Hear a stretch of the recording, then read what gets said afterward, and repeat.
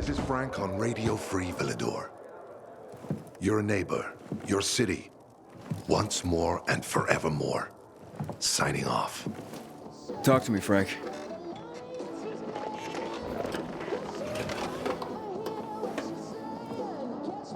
Look, we started off on the wrong foot.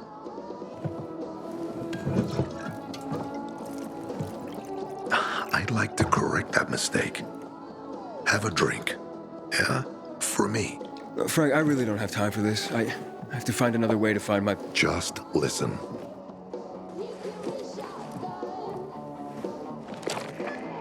Walt needs to access that GRE place. You get it? That's why we have to find that pilgrim. He's offering a lot of fucking crystals for what he's got. And a lot of boosters. Do I have your attention now? With those? Renegades, yes. But how did you... The TV station used to be controlled by the military. They did more than just broadcast from there. Thanks to you, we can now listen in on the enemy.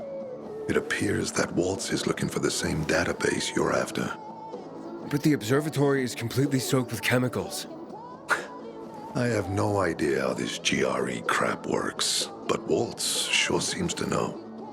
Maybe the observatory's not the only place to access the database. Is this conversation all you have? For now. But if we got close to their position and hacked into their frequency, we could collect more intel on Waltz's plans. How? The transmission you heard was intercepted near an old military antenna in the wharf, just south of Marchand Lane. If we activate that antenna, it'll boost the signal and we'll be able to hear everything they say, every syllable. And you'd know exactly what Waltz is up to. It'd be quicker if I could just find him. You're impatient, I understand. I know what it feels like to have wasted too much time. But you have to tread carefully. Remember, you said Waltz turned the power back on. Then the renegades invaded the central loop. There's something going on. So best to collect as much intel as we can before you confront him. So, you think Waltz ordered the renegades into the central loop? Well, until now, the Colonel kept him on a short leash in his stronghold. But the savages we've been seeing lately, what the fuck? Something must have changed. One of the PKs told me that Waltz is after something called, X-13. Doesn't ring any bells.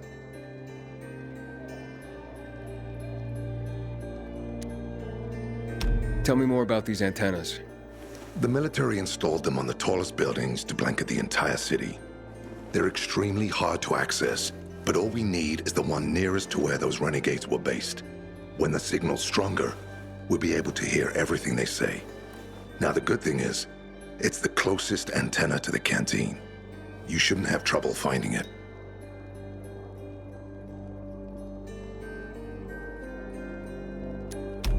All right, anything else before I get going? Oh, one more thing. Look at that poster, Aiden. Nightrunners used to abide by that creed, live by it. I used to think we were as torn apart as that piece of paper. But the creed still means something. And if you increase the range, I can contact the remnants of the old Nightrunners. Some must still be alive. I see it now. This means a lot to you, doesn't it?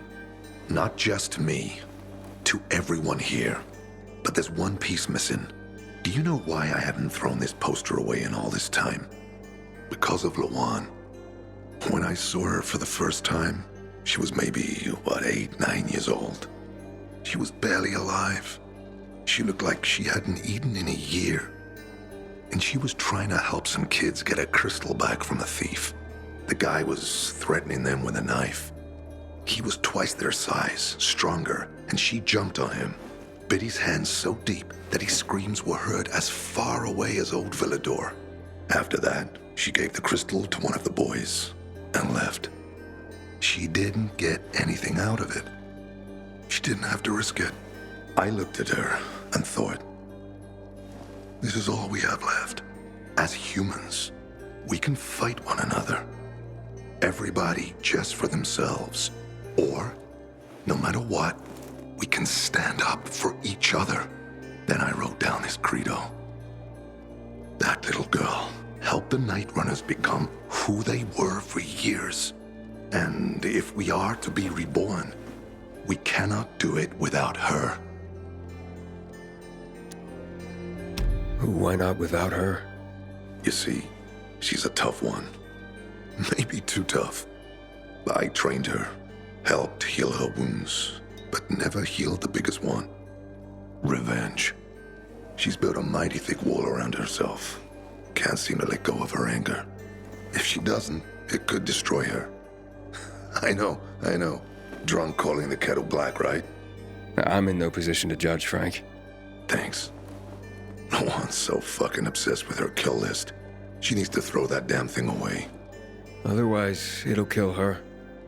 Let's hope she's better fighting them than I am. What are Lawan's demons? Almost too many to count.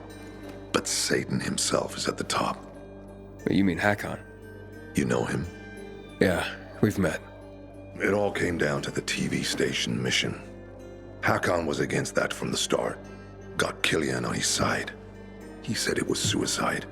But I know the truth. The fucker chickened out, plain and simple. Till then, he wasn't just a night runner to me. I thought he was leader material. But he didn't have our backs.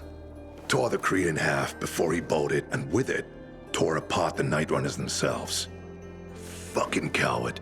Didn't deserve to lick Lawan's boots. Look, I'm starting to get pissed off, and we should focus. What about Hakon killing Lucas? That took some balls. Sure, but they weren't his balls, they were Waltz's. Hakon's just the guy's lapdog now. Sit, roll over, assassinate. That's true. Neutered dogs are even more obedient than they were before.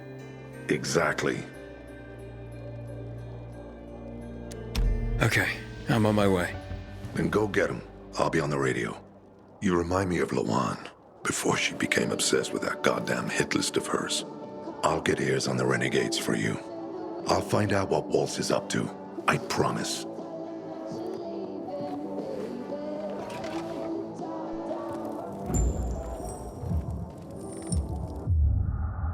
Good day, Villador.